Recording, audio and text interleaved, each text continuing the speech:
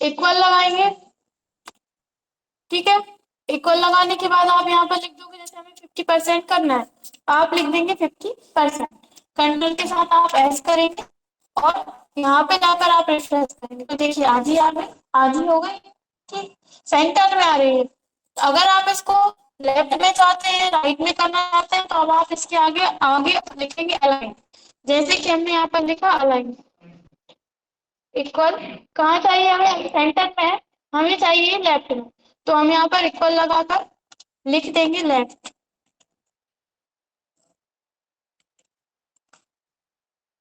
Left में आ गई, ठीक है।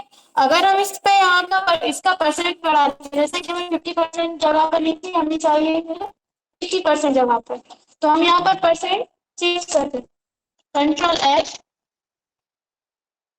देखिए बढ़ गई ना, ठीक है। आपको 100% करना है तो आपको परसेंट देने की जरूरत नहीं है, वो आप यहाँ से ये जो बिट वाला है ये हटा दीजिए, तो अच्छा, ठीक है। यहाँ पर अपन ने सबसे पहले क्या दिया, HR टैग। HR टैग के अंदर अपन ने HR टैग क्यों दिया, ताकि अपने पास एक हॉरिजॉन्टल लाइन आ जाए, ठीक है। इसके बाद नो सेट क्यों दिया है, क्योंकि हमें ये जो लाइन है इसकी, जो इसमें थोड़ा सा इसको डार्क करना है, इसलिए नो सेट दिया है।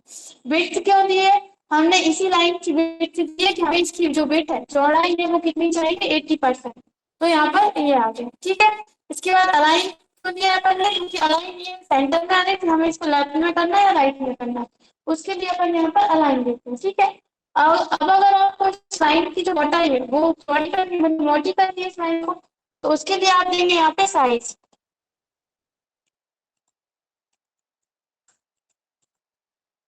ठीक है। जैसे कि हमने यहाँ पर दे दिया साइज 5, कंट्रोल के साथ एस करेंगे, सेव करेंगे और यहाँ पर आकर रिफ्रेश, देखिए मोटी हो गई। और आप इसको मोटी करना चाहते हैं, 5 की जगह हम यहाँ पर लिख देते हैं 10, और मोटी हो गई इस तरह से। अगर हम इसमें नो शेड नहीं देंगे, जैसे कि यहाँ पर लिखा हुआ है नो शेड, ये हम यहाँ पे नहीं देंगे, इसको हम यहाँ से सेव कर रहे हैं और यहाँ से रिफ्रेश, देखिए लाइन तो उतनी ही मोटी है, लेकिन इसके अंदर कोई भी कलर नहीं है, ठीक है। तो इस तरह से आप, इसलिए अपन यहाँ पर नोट कर सकते हैं, आए इतना समझ में, या फिर एक बार और बताएं।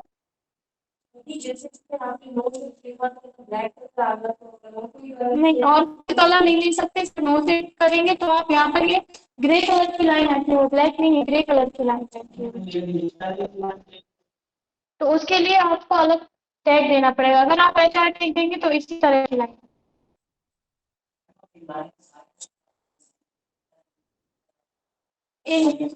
पॉइंट में है, पॉइंट में है। वो क्या बोलते हैं इससे, DPI में डॉट परेंट्स के अकॉर्डिंग, तो इस तरह से सबसे पहले आप, अभी हम इसको हटा देते हैं, ठीक। आपको जहां से हॉरिजॉन्टल लाइन लेनी है, तो वहां से उस टेक्स्ट के बाद से आप लिखेंगे ऐसा, ठीक है। अब आपको इस लाइन में जो भी, मतलब आपको लाइन मोटी करनी है, पतली करनी है, लाइन का साइज क्या रखना है, लाइन का अलाइन क्या रखना है, वो सब आप किसके अंदर देंगे, HR टैग के अंदर ही देंगे, ठीक है। अब जैसे कि हमें HR की जो लाइन है, अभी हम इसको सेव कर देते हैं, अभी यहाँ पर नॉर्मल लाइन है, ठीक है। आपको इसको मोटी करनी है, पतली करनी है, जो साइज बढ़ाना है, तो उसके लिए आप यहाँ पर लिखेंगे साइज, इक्वल लगाकर आपको जो भी इसका साइज करना, ठीक है। ये देखिए मोटी हो गई लाइन, लेकिन इसमें कोई कलर नहीं, आप चाहते हैं इसमें कलर आ जाए, तो उसके लिए आप क्या करेंगे, आगे या पीछे जहां पर भी देना है, आपको बस इसमें इतना लिखना है, नो शेड,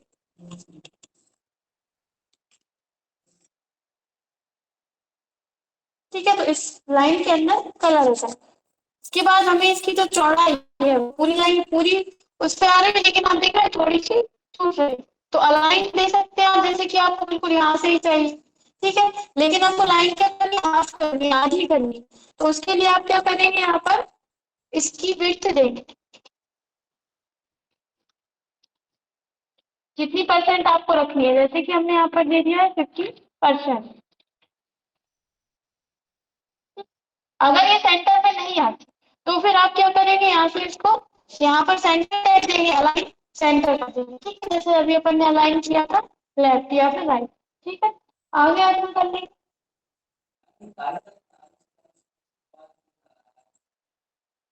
ये किसी ने पूछा था कि अगर अपन डबल इन्वर्टेड कॉमा लगाते हैं तो वो इधर आता है नहीं आता, आता है। तो इसलिए हाँ, तो इसलिए वो लगा दिया था वहाँ पे, हटा देते हैं। ठीक है, तो इतना क्लियर है।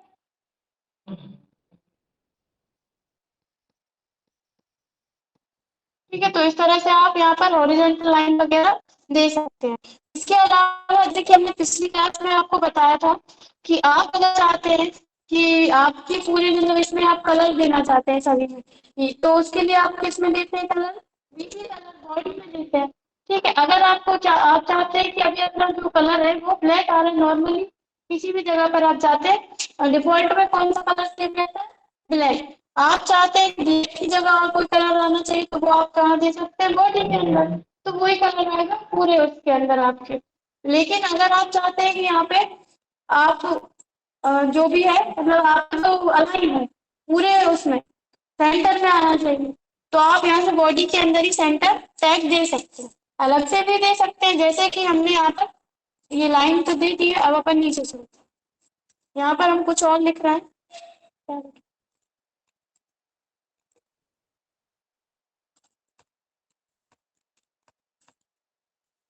ठीक है, हमने ये लिखा। हम यहाँ पर इसको भले ही हम एंटर कर देते हैं, यहाँ पर भी हमने एंटर किया, एंटर किया, कंट्रोल एस कर रहे हैं, इसमें जा रहे हैं हम। देखिए, रिफ्रेश कर रहे हैं, ये सभी अलग अलग लाइन में लिखे हुए हैं, लेकिन आप देख रहे हैं कि एक ही लाइन में आ रहे हैं। और यहाँ पर देखिए साइड में भी मतलब यहाँ से लेफ्ट से आ रहे हैं, जो डिफॉल्ट में हमेशा आते हैं। आप चाहते हैं कि ये जो है वो सेंटर में आना चाहिए, तो उसके लिए आप क्या करेंगे? जैसे कि हमने यहाँ पर ये समिति के आगे लगा दिया है एक टैग, सेंटर टैग। और इस टैग को आपको क्लोज भी करना पड़ता है, जहां से जहां तक आप चाहते हैं वहां तक आप इसको सेंटर टैग को क्लोज करेंगे, कंट्रोल एस करेंगे, आप इसमें लाएंगे। देखिए, ओनली समिति सेंटर में आया है, बाकी सभी जहां थे वहीं थे। ठीक है, इसी तरह से अगर आप ये चाहते हैं कि आपने जहां जहां लिखा हुआ है कुछ भी वो सभी टैग आपका सेंटर में ही आना चाहिए, तो उसके लिए आप बॉडी में ही दे देंगे। लेकिन अब बॉडी में आप क्या देंगे? ओनली अगर आप लिख देंगे बॉडी सेंटर तो गलत हो जाएगा। आपको लिखना है बॉडी अलाइन। हाँ, अलाइन और इक्वल सेंटर।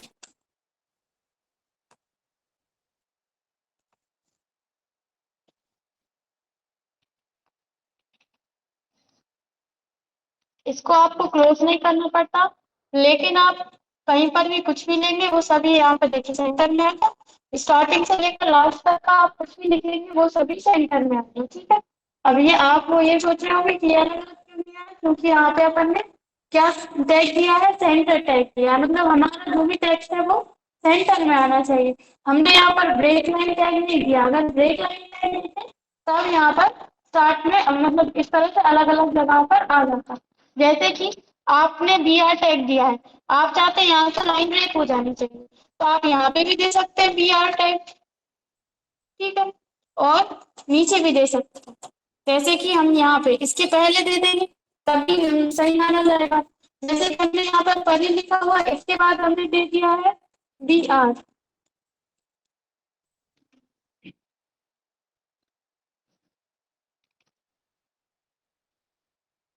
ठीक है, तभी उसने लाइन को ब्रेक कर दिया। और अगर आप इसको जन के पहले देते तब भी वो सही माना जाएगा। लेकिन आपको जिस भी लाइन को ब्रेक करना है उसके पहले या फिर बाद में देंगे तो सही नहीं माना जाएगा। पहले देंगे, देखिए सही आ रहा है अभी। ठीक है, वहां से हटाकर हमने नीचे कर दिया तब भी वो वैसा ही रहेगा। लेकिन अगर हम इसके पहले देंगे तो क्या होगा कि ये वाली लाइन नीचे पहुंच जाएगी, ये तो नहीं रह जाएगी इसके बाद देंगे तो। ठीक है, तो इस तरह से आप बी आर टैग का यूज करेंगे। इसके बाद अगला टैग है, इसमें हमने बोल्ड, इटैलिक, अंडरलाइन टैग बता दिए। अंडरलाइन टैग नहीं बताया। अंडरलाइन करने के लिए किसी भी टेक्स्ट को आपको देना पड़ेगा यू टैग। ठीक है, जैसे कि अपन आई टैग देते हैं इटैलिक के लिए, बी टैग देते हैं बोल्ड के लिए, आई टैग देंगे आप, सॉरी यू टैग देंगे अंडरलाइन के लिए। हाँ, इसको आपको क्लोज करना पड़ता है। ठीक है, जैसे कि आप चाहते हो यहाँ से यहाँ तक का जो टेक्स्ट है वो ही अंडरलाइन होना चाहिए। तो आप यहाँ पर जाकर इसको क्लोज कर देंगे।